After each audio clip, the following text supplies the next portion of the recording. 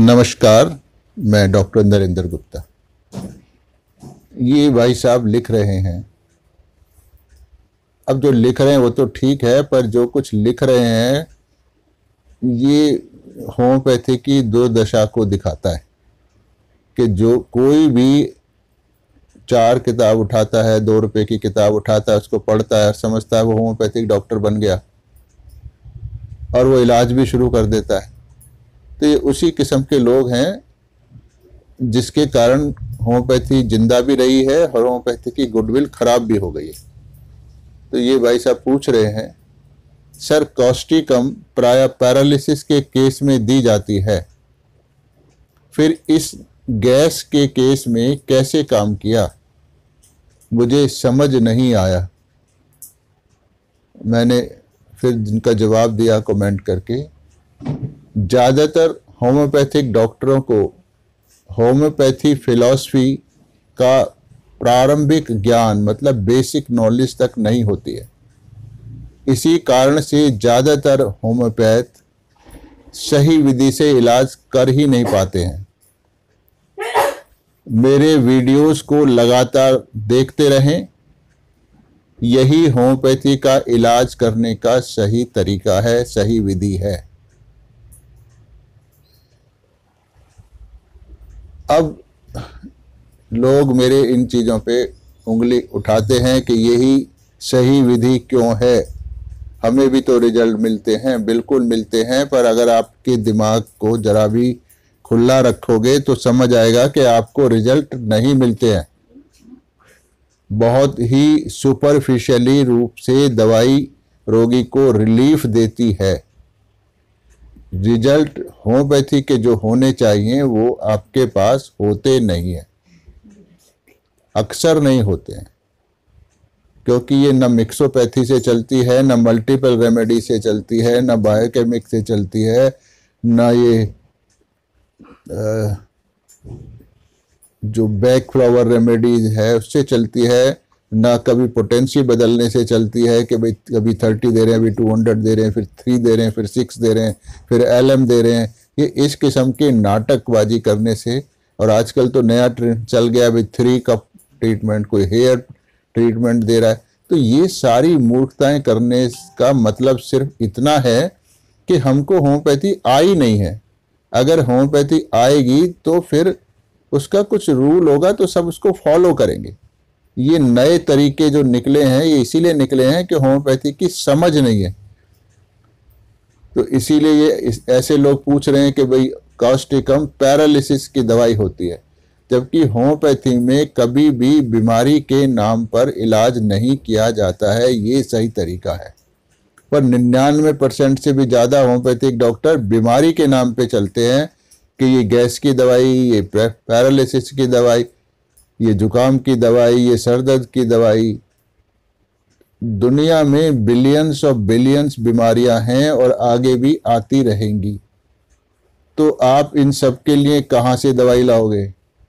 तो समथिंग, एक basic principle का होना जरूरी होता है जिसके सहारे हम चल सकें, और जब हम प्रिंसिपल्स के सहारे चलते हैं तभी सही रिजल्ट आता है, चाहे वो दुनिया की कोई भी सिस्टम हो। बिना डिसिप्लिन के लाइफ में कुछ भी हासिल नहीं किया जाता। ये संपूर्ण सृष्टि डिसिप्लिन में चलती है। अगर एक भी लॉ नेचर का बदल जाए तो सब कुछ इधर से उधर तहस नहस हो जाएगा। तो हमें खुद को भी ग्रोथ कराने के लिए, किसी भी सिस्टम को सही ढंग से करने के लिए एक्सट्रीमली डिसिप्लिन्ड होना जरूरी होता है। उसके बिना चलता नहीं है। चाहे आप अपने आप को कितना भी विद्वान मानते रहें, उससे कुछ होता नहीं है।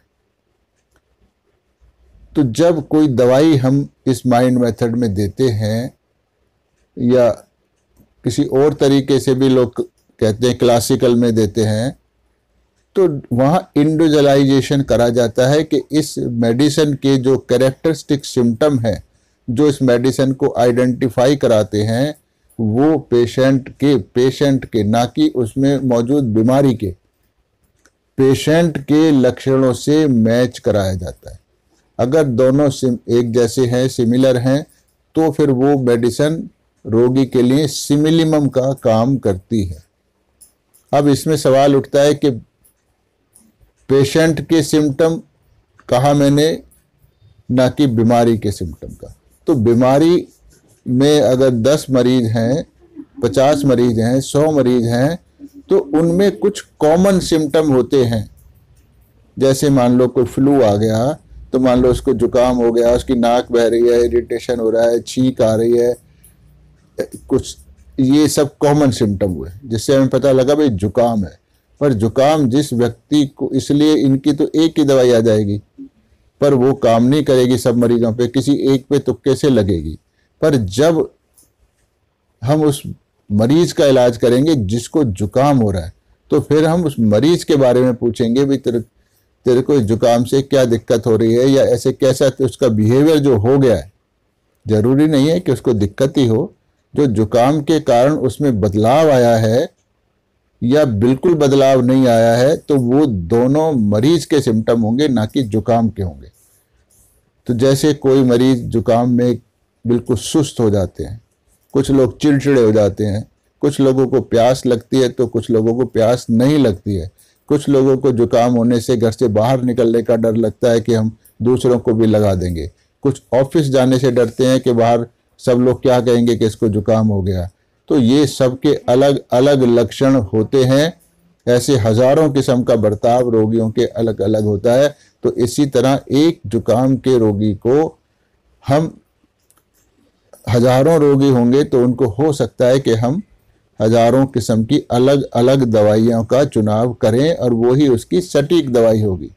और जब हम उस इंडिविजुअल पेशेंट के कैरेक्टरिस्टिक सिम्टम के आधार पर दवाई का चुनाव करेंगे तो उसका न केवल जुकाम ठीक होगा, जुकाम ठीक होने के बाद उसको जो शरीर में गड़बड़ है, पुरानी बीमारियां हैं या पुरानी बीमारियां नहीं भी हैं, वो अपने आप को स्वस्थ महसूस करता है, फिर भी वाइटल फोर्स में जो डिसहार्मोनी है वो रिपेयर होगी और रोगी को पहले से ज़्यादा अच्छी सेहत प्राप्त हो जाएगी।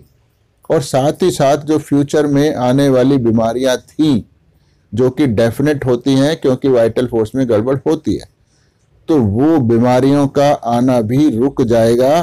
तो ये बहुत बड़ा काम होगा, यानी उसके अंदर हेल्थ मिलेगी।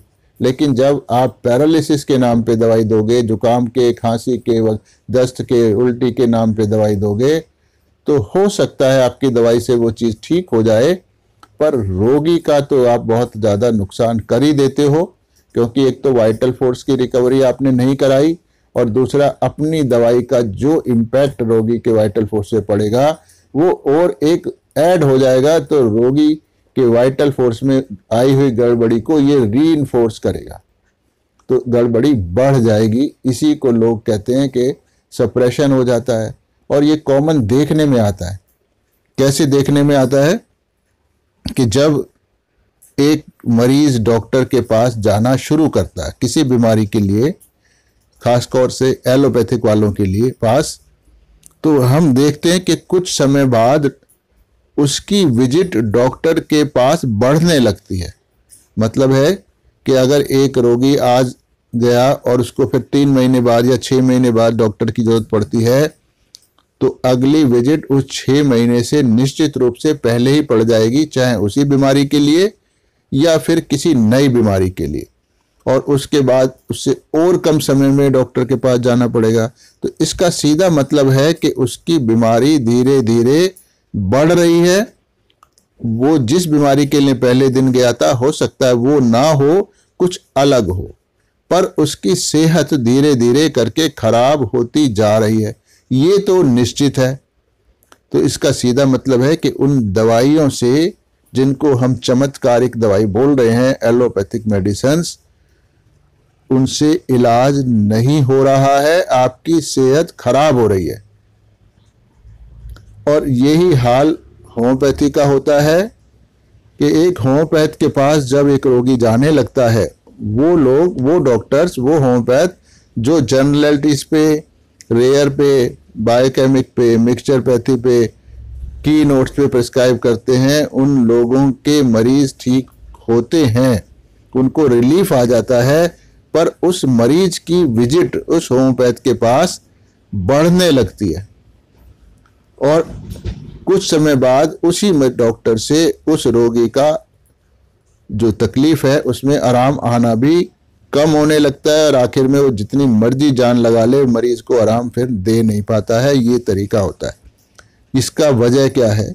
इसकी सीधी वजह है कि उसने जो कुछ अनप्रिंसिपल्ड प्रैक्टिस वो कर रहा है, बिना इंडिविजुअलाइजेशन के जो मेडिसिन्स दे रहा है in the name of disease, in the name of symptom, वो उस रोगी के वाइटल फोर्स को और ज़्यादा डैमेज कर रहे हैं और जितना वो डैमेज होता जाएगा उतनी ही रिकवरी होना मुश्किल हो जाएगा और आखिर में ऐसे रोगियों को इनक्योरेबल डिजीज जन्म लेती है।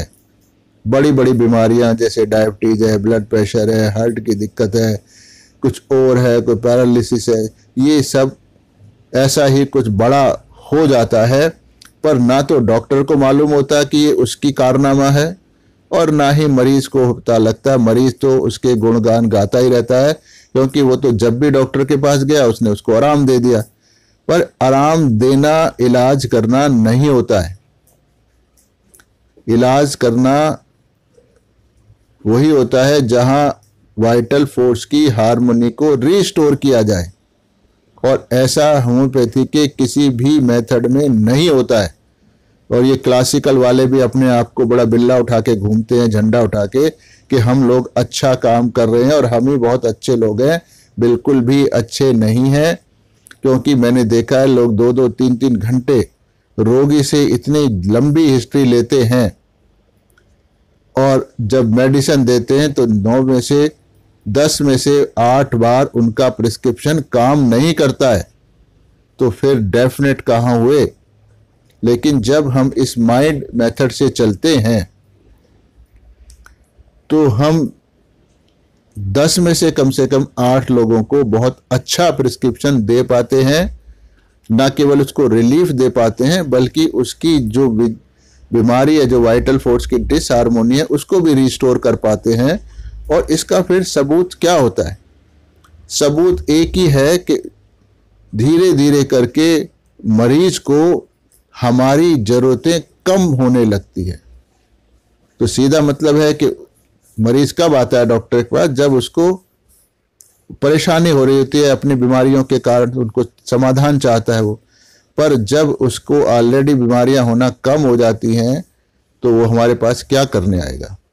तो इसलिए देखने में यही आता है कि जब हम माइंड मेथड से इलाज करते हैं तो धीरे धीरे डॉक्टर के पास मरीज का आना कम हो जाता है। कभी कभी देखा गया है कि हमारे इलाज के बाद लोग कई साल लौट के नहीं आते हैं।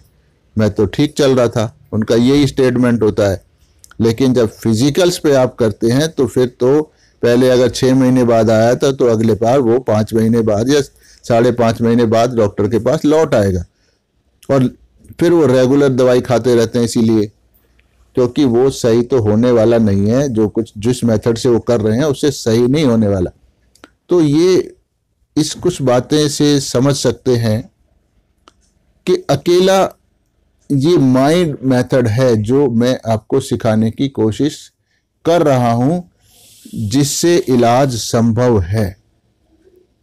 वरना तो दूसरे किसी भी मेथड से चलो, ये सारी बीमारियां जो इस जन्म में आपको हैं, जिन्हें आप सही समझा हुआ और समझ रहे हो, वो सब अगले जन्म में भी जाने वाली हैं। आपके जीवन की शुरुआत उन्हीं बीमारियों के साथ होने वाली है। अब ये कहेंगे भैया तो मैं तो पुनर्जन्म को नहीं मानता, तो आपके मानने से दुनिया नहीं चलती है। अगर आंख बंद कर लें तो सूर्य का और सृष्टि का अस्तित्व खत्म नहीं होता है, बस वो आपको महसूस नहीं हो रही है। तो जो मैं यहाँ कह रहा हूं उसका एक एक शब्द आपको ध्यान से सुनना है और उसको अपनाना है, तो ही आप इस होम्योपैथी को सही ढंग से कर पाएंगे, मानवता का भला कर पाएंगे। ये यहाँ तक वीडियो था होम्योपैथी से जुड़ा हुआ। अभी आप जो स्क्रीन पे देख रहे हैं वो श्री माताजी निर्मला देवी के द्वारा लिखा हुआ एक आर्टिकल है सहज योग पर। उसमें समझाया गया है, इस आर्टिकल में समझाया गया है कि हमारे शरीर में जो ये दिखने वाला शरीर है हार्ड मास का, जिसको डॉक्टर लोग समझ सकते हैं, उस शरीर को चलाने वाली कौन सी शक्तियां मौजूद होती हैं और वो सूक्ष्म तंत्र क्या है उसका इसमें वर्णन है। और जब वो जाग जाता है तो आपको क्या लाभ होते हैं और कैसे ये खराब होता है, ये बहुत सारी बातें इसमें हैं जो हर इंसान को जानना जरूरी होती है। और ख़ास तौर से तो होम्योपैथ को जानना तो बहुत ज़्यादा ज़रूरी होती है, इसलिए बैकग्राउंड में लगाया गया है। ये 51 मिनट्स का वीडियो है। मैं इस होम्योपैथी के वीडियो को यहाँ छोड़ दूंगा। आगे स्लाइड म्यूजिक के साथ ये बैकग्राउंड में स्क्रीन पर सहयोग का पूरा आर्टिकल चलता रहेगा। अगर आपकी इच्छा है तो इसको आप पढ़ें, समझने की कोशिश करें। नहीं समझ आए तो आप फिर मुझसे बात करें तो मैं आपको समझाऊंगा। बिना सहज योग के आपका जीवन खुशहाल नहीं हो सकता। चाहे आपने कोई भी गुरु दुनिया में बनाया है, चाहे आप कितने भी धार्मिक आदमी हैं, कितने भी अच्छे इंसान हैं, पर सहज योग के बिना ये होगा नहीं, इसलिए समझाया जा रहा है। धन्यवाद। आगे शांतिपूर्वक इस आर्टिकल को पढ़ें और समझें।